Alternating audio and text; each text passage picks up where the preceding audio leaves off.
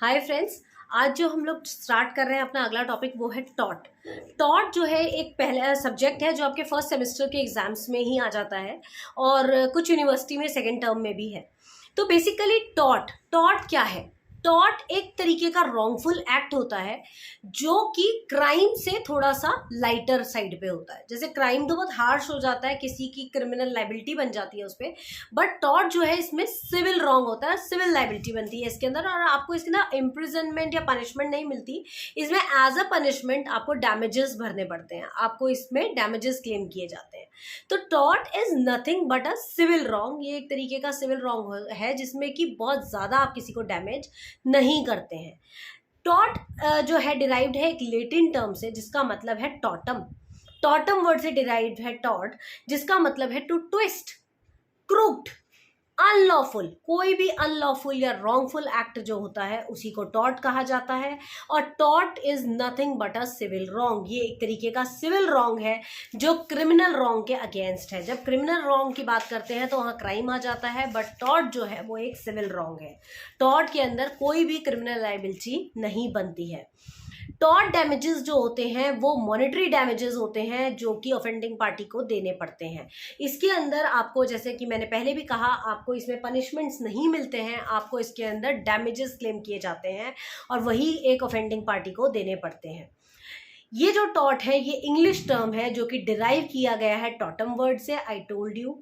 और टॉट जो है वो breach of duty, breach of trust, crime सबसे अलग है। अगर हम किसी की वायलेशन ऑफ ड्यूटी कर देते हैं to injure the reputation of someone else which results in taught.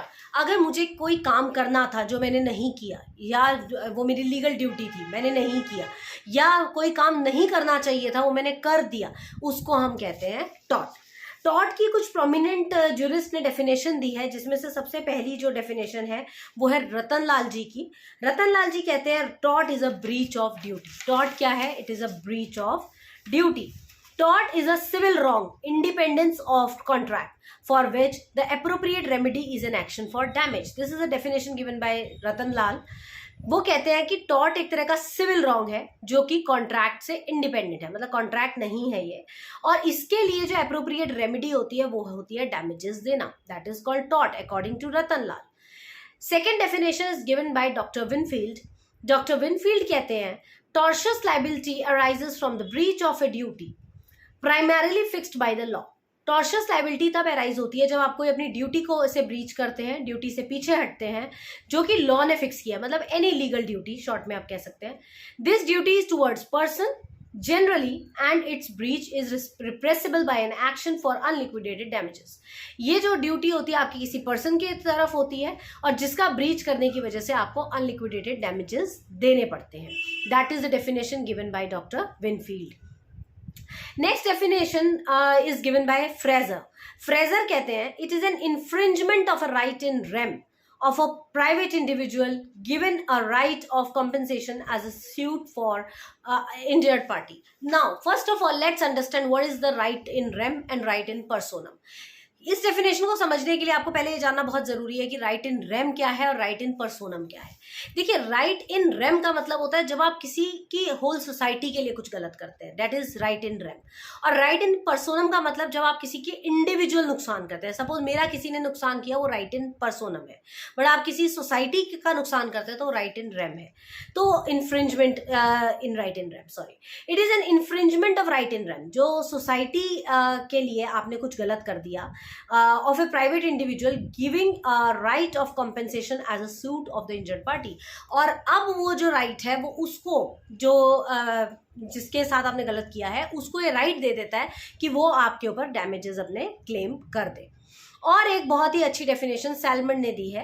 Salmon कहते हैं ये एक सिविल रॉन्ग है। It is a civil wrong for which the remedy is a common law action for unliquidated damages and which is not exclusively the breach of contract और breach of trust और any equitable obligation. सबकी definition similar है, कोई difference नहीं है, सिर्फ language का फर्क है। सैलमन कहते हैं ये एक सिविल रॉन्ग है जिसमें जो रेमेडी होती है वो एक कॉमन लॉ है और उसके बदले में अनलिक्विडेटेड डैमेजेस देने पड़ते हैं आपको, मगर ये ब्रीच ऑफ ड्यूटी नहीं है, ब्रीच ऑफ कॉन्ट्रैक्ट नहीं है, ब्रीच ऑफ ट्रस्ट नहीं है और कोई भी ऐसा कोई इक्विटेबल ऑब्लिगेशन नहीं था जो आपने ब्रीच किया है। तो इन नटशेल जो टॉर्ट है वो एक सिविल रॉन्ग होता है जो कि आपने किसी पर्सन के खिलाफ कर दिया और उसके बदले में आपको डैमेजेस देने पड़ेंगे। इन जनरल सेंस वो कहते हैं कि टॉर्ट एक सिविल रॉन्ग है जो कि रिप्रेसिबल है by an action for unliquidated damages which is other than a breach of contract और ब्रीच ऑफ ट्रस्ट, इसीलिए हम इसको सिविल रॉन्ग बोलते हैं। सिविल रॉन्ग ही क्यों कहा जाता है टॉर्ट को? Why it is called a civil wrong? Tort is a category of civil wrong. The basic nature of civil wrong is different from criminal wrong, क्योंकि यहाँ क्राइम की कोई एक्टिविटी ही नहीं है, यहाँ पर क्रिमिनल कुछ है ही नहीं, तो इसीलिए हम इसको सिविल रॉन्ग कहते हैं। सिविल रॉन्ग के केस में जो इंजर्ड पार्टी है, जो प्लेंटिफ है, जिसने कंप्लेंट करी है, institute civil procedure against the wrongdoer, वो उसके ऊपर कोई क्रिमिनल प्रोसीडिंग नहीं फाइल करता, वो उसके ऊपर सिविल प्रोसीडिंग फाइल करता है और इसके बदले में उसको लिक्विडेटेड डैमेजेस देने पड़ते हैं। Tort is other then breach of contract and breach of trust. क्यों बोलते हैं हम इसको? क्योंकि यहाँ पर ना ही कोई आपने कॉन्ट्रैक्ट ब्रीच किया है, ना ही आपने कोई ट्रस्ट ब्रीच किया है किसी और का, तो इस वजह से इसको हम कहते हैं इनसे अलग है ये। इसका एक एग्जांपल बताती हूँ। If A delivers his horse to B, A ने बी को अपना घोड़ा रखने के लिए कहा कि कुछ दिन के लिए सेफ कस्टडी में मेरा घोड़ा रख लो, and B allows the horse to die of starvation, और बी ने उसके घोड़े को मरने के लिए छोड़ दिया, उसको खाना नहीं दिया, स्टारवेशन, उसको भूखा रखा। B's act amounts to two wrong breaches of contract of bailment and commission of tort of negligence। यहाँ पर उसने कॉन्ट्रैक्ट ऑफ बेलमेंट को तो तोड़ा ही तोड़ा, साथ में उसने टॉर्ट भी किया है यहाँ पर, क्योंकि उसकी लाइबिलिटी थी, लीगल लाइबिलिटी थी कि वो घोड़े का ध्यान रखे, मगर उसने नेग्लिजेंस किया और उसने घोड़े का ध्यान नहीं रखा और वो भूख से मर गया, तो यहाँ पर उसने टॉर्ट कमिट किया है। तो tort is responsible by an action for unliquidated damages. Damages is the most important remedy for a tort. Damages सबसे इंपॉर्टेंट आपकी रेमेडी होती है टॉर्ट में। After wrong has been committed, it is the money compensation which may satisfy the injured party. Obviously अगर आपने कोई tort commit किया है तो उसके बदले में आप जो डैमेजेस दोगे वो मनी के फॉर्म में दोगे। After the commission of wrong, it is generally not possible to undo the harm. अब मैंने आपका घोड़ा मार दिया, स्टारवेशन से वो मर गया, तो अब मैं वही का वही घोड़ा जिंदा करके थोड़ी आपको वापस कर सकती हूँ, तो उसका फिर डैमेज कैसे क्लेम होगा? पैसों से।